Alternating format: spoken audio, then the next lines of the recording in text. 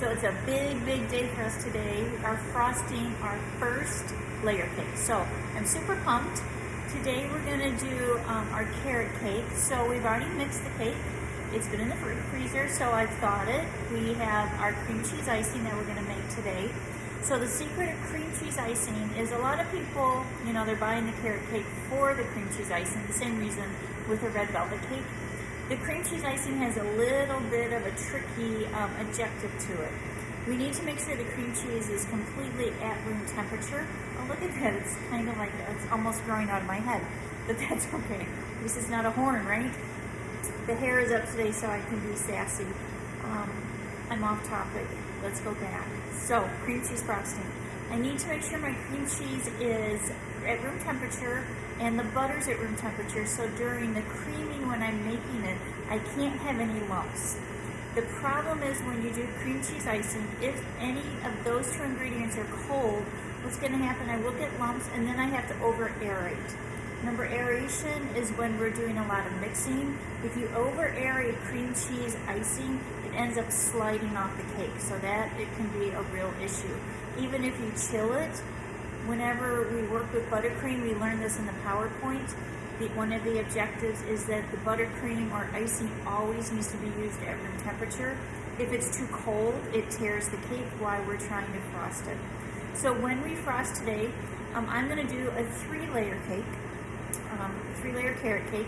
In class, we'll probably do a 2-layer, but when I do 3 for you, it's just going to show an additional step of just putting one more cake layer in. So our goals, our objectives. 1, to learn how to build a cake.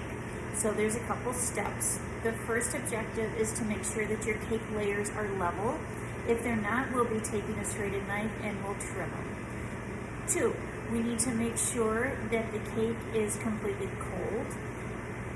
Warm cake, cold buttercream or room temperature buttercream's going to start to melt. Then it will soak into the cake is going to be soggy.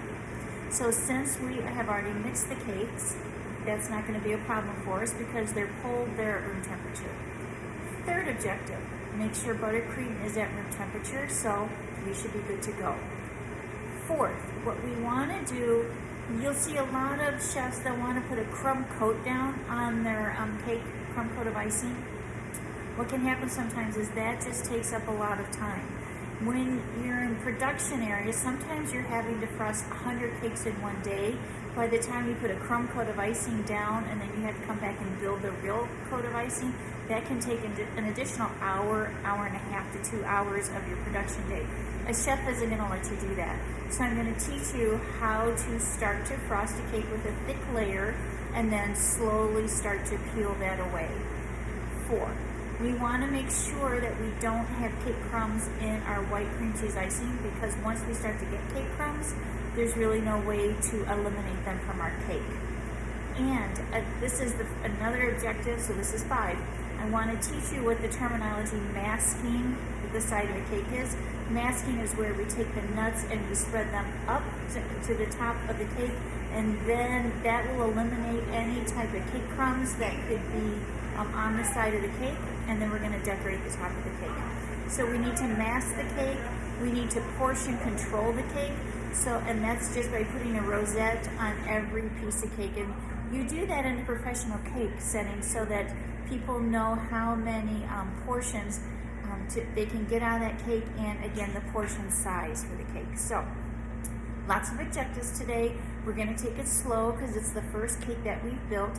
And then in this section, so that we make sure that we get all objectives, every cake that we do has a different objective, we'll start to build on our technique. In this section, the cake section, we do about 7 different cakes. So we have time to perfect our technique. Well, if it's not perfection, we'll get very close to doing that, okay? So again, my mise en place is set, my carrot cake is cool, my cream cheese icing is at room temperature, and I have a pastry bag fitted with a star tip, so we're ready to start to frost, okay? So I'm ready to start to frost, and my cake looks nice and level. I had my serrated knife here just in case I needed it. And what we want to do is make sure that the interior layer of buttercream is just about 1/4 inch in thickness. So instead of us just putting buttercream in the center and then just with the offset moving it, we're going to use a writing tip, and then this will ensure that the layer on the inside is perfectly level. So we can do this with a lot of cakes that don't have a jam filling or a ganache filling or fresh fruit filling. So you can see what I just did. I just piped right onto the cake, and because the pastry bag did the work for me, all I'm going to do now is just smooth this. And then I'm ready for my next layer of cake. You'll notice I left myself a little bit of an edge. I did that because when I put my next layer of cake on, it's going to push the buttercream to the edge. If I at any point have buttercream that flows over the top of the cake, that's going to be perfectly fine too, because in this cake, we're going to frost the whole entire thing with the cream cheese icing. So I'm ready for my next cake layer. So I'm going to take my cake layer and I'm going to put the top side upside down so that I can start to build my cake nice and level. So I have the level part of the cake towards me. If I see that it's starting to slide down a little bit, I'm just going to take my buttercream and I just piped a little bit of a row in there, and now I'm perfectly level. I'm going to repeat the same process. So I'm just going to refill my pastry bag, and then I'm going to do the same thing. I'm going to pipe the buttercream from the outside edge to the interior, put my top layer on, and then I want to show you how to start to frost the top and the sides of the cake. So you can see this won't take long. When we get to our other cakes, we're going to be putting different fillings in there, and then it's a different process. So this is the easiest cake that we're going to do because the outside and the inside have the exact same filling. So it's easy for me just to go ahead and get this frosted. So buttercream is down. I just want to make sure I don't have any gaps, so I'm just going to run my spatula right over the top of it. Good to go. My next cake layer is going to go on. And again, I want to put flat side up to make sure that my cake is nice and flat. If it's not, all I have to do is take my serrated knife and do a little bit of trimming, but I'm good. I always get down and I look to make sure that my top is flat. The next thing I want to do is make sure that my sides are nice and straight. And you can see I have a little bit of an overhang here. So I'm going to take my serrated knife, and any area that I can see that is hanging out a little bit, I'm just going to trim this down. So I'm just going to go all the way around the cake, make sure that the layer isn't jetting out where it shouldn't be. And so I think I'm good. So I'm ready to start to frost the sides of my cake. I'm going to clean up for a minute here. I want to make sure that my cake board is clean, that my turntable is clean, because again, I'm dealing with a colored cake. So, you know, one of the most difficult cakes to frost is a chocolate cake with white icing because we don't want the specks of cake. Carrot cake is just as difficult. Carrot cake has a tendency to be a little bit on the crummy side. Crummy meaning that it's very moist, so when I slice it, I get cake crumbs. Not crummy meaning that it doesn't taste good. People love carrot cake. But as you can see when we mix it, carrot cake is not any healthier for you than anything else because of the amount of sugar and the oil that's in here. Now, I'm going to load my spatula, so I have about 2 tablespoons of buttercream. I'm just going to reach over here. My handle is up, and look, my index finger is halfway down the length of my spatula, and I'm just going to start to move this back and forth. I'm going to come back, I'm going to reload, and I start where there is buttercream. I go back and forth, and I lift my offset where there's buttercream. I don't come and swipe towards my body and pull away because I will get crumbs in the buttercream. So I always start where there's buttercream. I only go about 2 inches, and then I end and I swipe backwards, again, just to make sure that I don't have any crumbs in the buttercream. So I'm just going to go all the way around. You'll notice I don't care if the edges are straight. I'm sorry, if my buttercream has spatula marks. That's not important to me right now. I just want to make sure I get cake covered. If I can see some cake through it, I'm going to come back and fix that. So I'm almost all the way around. And you notice every time I start where there's icing and I end where there's icing. Now I have icing all the way around, so I'm just going to go through once and make sure I get it all the way to the bottom. And now I want to go ahead and put some icing on the top. So I have my buttercream down. It looks like a lot, it's just about half a cup. And now what I want to do again is to get this frosted without cake crumbs. So my spatula goes to the middle of the cake, I push it to 12 o'clock and I pull it back. And each time you can see I'm just inverting my 45-degree angle of my spatula, just going back and forth. And if you'll see what I'm doing, I'm not even lifting the spatula, and because I'm not lifting it, guess what? I'm not getting cake crumbs down. If at some point I run out of icing, again, I lift up where there is icing already on the cake, and then I come back and I'll just continue that pattern just to make sure that the cake is completely covered.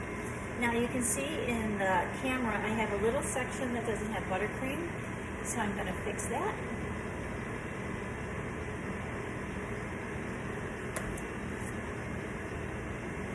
And then I'm going to take my bench scraper, and you're going to see me, I'm going to hold it at a 45-degree angle. You want to get it?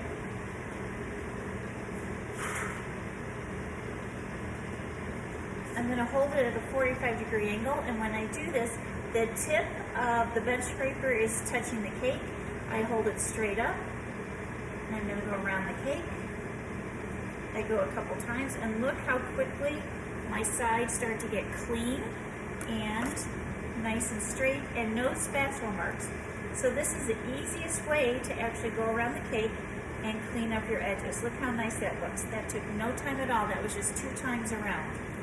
I'm going to do the same for my top. I'm going to take my bench scraper at a 45-degree angle.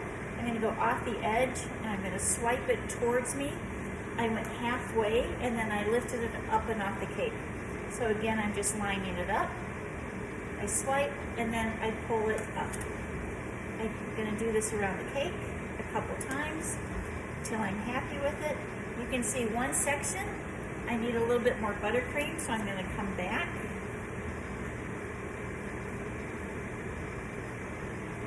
So that should be, my top looks good except for this one section.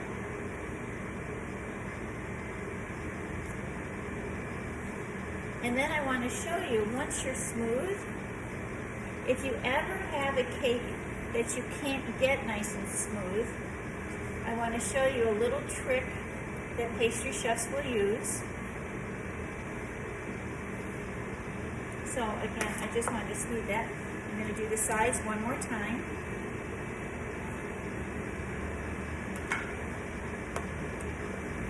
I'm just going to swipe this because once I go around the sides one more time, I get a little bit of a lip that builds up, and I just want to clean that up. Now, if at some point you have a fussy cake where you can't really get the buttercream nice and smooth, you're going to take your spatula, and it's called, we're just going to create a pattern in it. So just the tip is going to go in the center of the cake.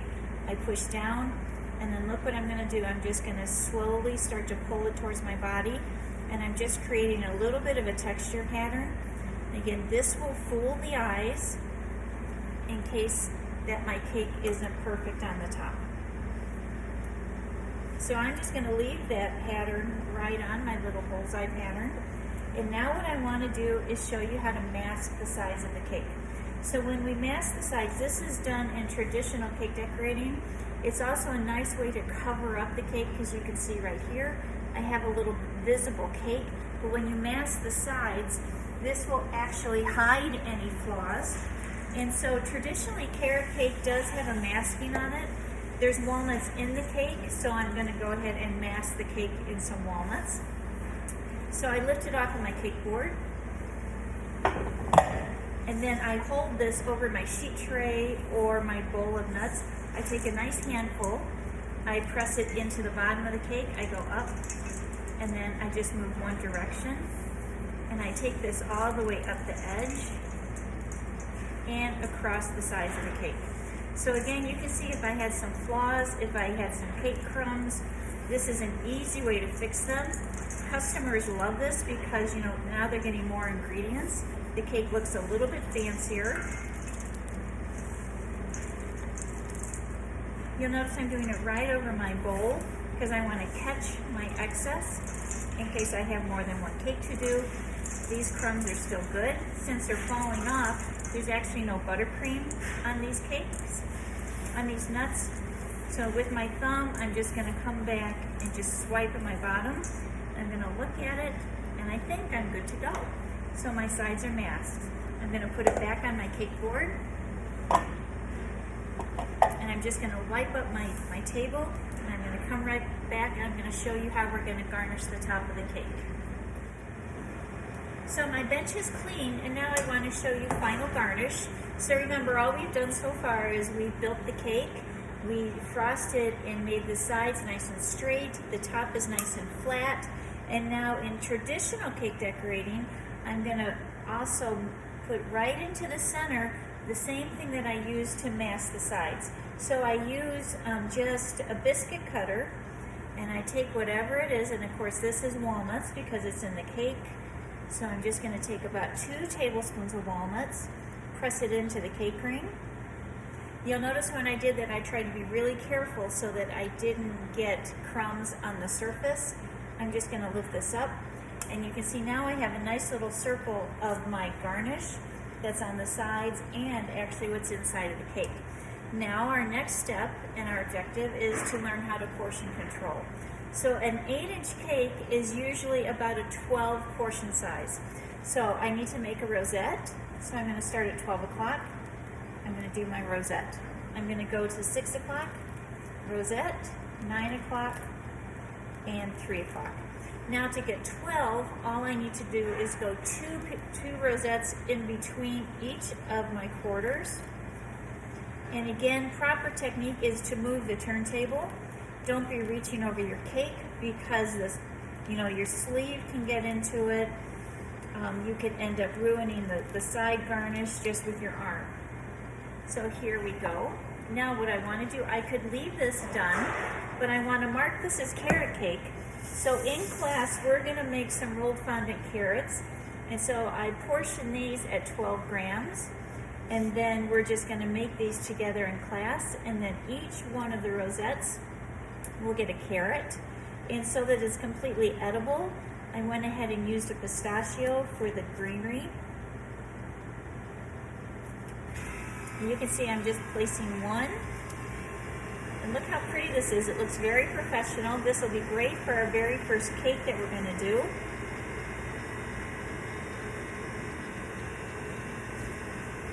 And nicely done. So our first cake is now considered complete. So we have learned how to do equal layers of frosting on the inside, and that's by using our pastry bag. We learned how to section a cake. We actually came back with a knife and we just cut it so that all the layers are the exact same width so we don't have any overhang. That was an objective.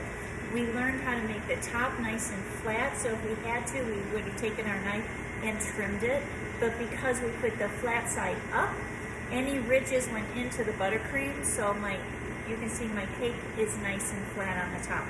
We frosted the sides, we frosted the top, and then we came back, we learned how to mask. So this was the main objective for this cake, was to learn how to mask.